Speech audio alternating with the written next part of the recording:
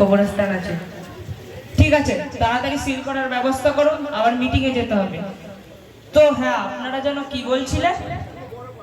না থাক, আর বলতে হবে না, আমরা বুঝতে পেরেছি, কিন্তু আপনারা কাজটা ঠিক করছেন না। কিন্তু আমরা কি করব না আপনাদের কি কৈফিয়ত দিতে হবে? অবশ্যই দিতে হবে। আমাদের ভারত একটি ধর্মনিরপেক্ষ দেশ, যেখানে আমরা হিন্দু মুসলমান নানা মতের নানা ধর্মের মানুষ আমরা বসবাস করে আসছি সেই প্রাচীন কাল থেকে। আর আজ আপনারা সরকারের কর্মচারী হয়ে আমাদের মধ্যে বিবাদ ঘটাতে এসছেন। কি হয়েছে দাদা, এখানে কি কোনো সমস্যা হয়েছে? সমস্যা তো হয়েছে, দেখুন না, এনারা আপনাদের ওয়াকফ সম্পত্তিকে সিল করতে এসেছে। কখনো না, নিজে যে জীবন থাকতে চলে যাবে তাও ভালো, কিন্তু আল্লাহর ঘরকে একটা আঁচল লাগতে দেব না। আপনারা এভাবে আমাদের কাজে বাধা দিতে পারেন না। কোর্ট থেকে পারমিশন আছে, এইগুলো সিল করতে হবে আজকেরই। হাই রে শিক্ষা, আজ আপনি এত বড় অফিসার, এত শিক্ষিত হয়েও অন্যের ধর্মকে সম্মান করতে শিখলেন না। আপনি কিসের শিক্ষিত? আপনি কি আপনার ধর্মগ্রন্থ পড়েননি? সেখানেই তো বলা আছে, ইতম কর্মে গত প্রয়োজনেষু পর ধর্মনি ধর্মাত্মাই সাথে না ভাগাবান বদরিষ্যতি। যার অর্থ, সে তো প্রকৃত ধার্মিকই নয় যে অন্যের ধর্মকে ভালোবাসে না। হ্যাঁ হ্যাঁ, আল্লাহ পাক কোরআন শরীফের মধ্যে জানিয়েছেন সূরা কাফের মধ্যে যে লাকুম দীনুকুম ওয়ালিয়া দীন, যার অর্থ তোমার ধর্ম তোমার জন্য, আমার ধর্ম আমার জন্য, সুতরাং তোমরা কেউ কারো ধর্মকে ছোট করে দেখো না।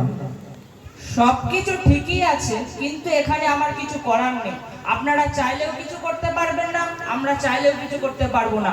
কোর্ট থেকে পারমিশন আছে, এগুলোকে সিল করতে হবে, এগুলো আজকেই সিল করতে হবে।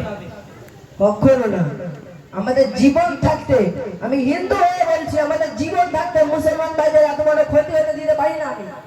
আপনারা এভাবে আমাদের কাজকে বাধা দিতে পারেন না। দেখুন, এখানে জজ সাহেবের সিগনেচার আছে, আজকে এইগুলো সিল করতে হবে।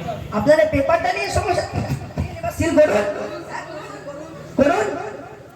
আপনারা আইন নিজের হাতে নিতে পারেন না। ভারতবর্ষে আইন সংবিধান বলে কিছু তো আছে, আপনাদের কঠোর থেকে কঠোরতর শাস্তি হতে পারে। কিসের আইন, কিসের সংবিধান? যে সংবিধানে অন্য ধর্মের সম্পত্তিকে নিজের বলে দাবি করা হয়, কি শাস্তি দেবেন? দিন দিন। এক্সকিউজ মি, আপনারা আমার ম্যানেজারের সাথে কথা বলুন, আমার একটি ফোন এসছে, আমি কথা বলে আসছি। ঠিক আছে, আপনি যান। ম্যানেজার সাহেব শুনুন, জল তো অনেক দূরই গড়িয়েছে, পাবলিকের মার কেওড়াতলা পার, আর নিজে বাসলে বাপের নাম। ড্রাইভার গাড়ি বার করো। আচ্ছা রেডি আছে।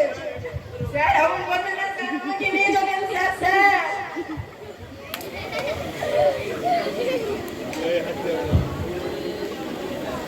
আসসালামু আলাইকুম ওয়া রাহমাতুল্লাহি ওয়া বারাকাতুহু। শ্রদ্ধেয় শ্রোতা মণ্ডলী, আমাদের দেশ ভারত একটি ধর্মনিরপেক্ষ দেশ, যেখানে আমরা হিন্দু মুসলমান জৈন খ্রিস্টান বৌদ্ধ এবং নানা ধর্মের মানুষ, নানা মতবাদের মানুষ আমরা সেই প্রাচীন কাল থেকে বসবাস করে আসছি এবং একে অপরের বিপদে আমরা সাহায্যের হাত বাড়িয়ে দিচ্ছি।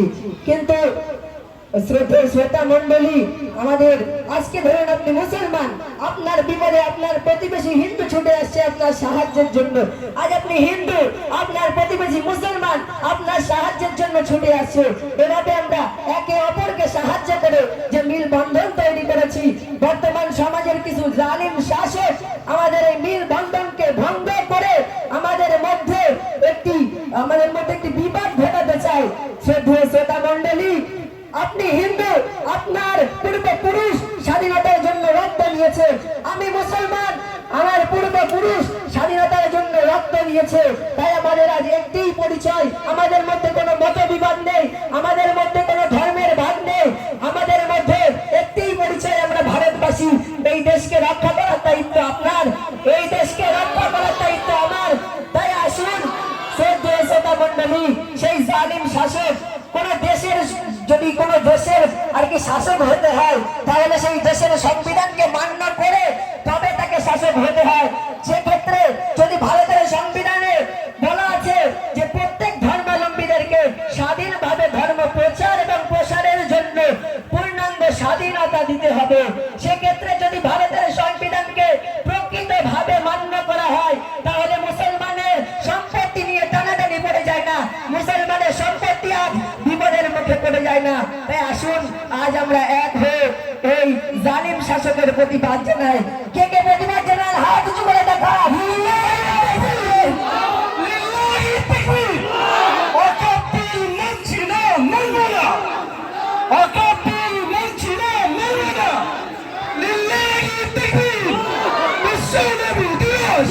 বিশ্ব নবী দিবস, নারে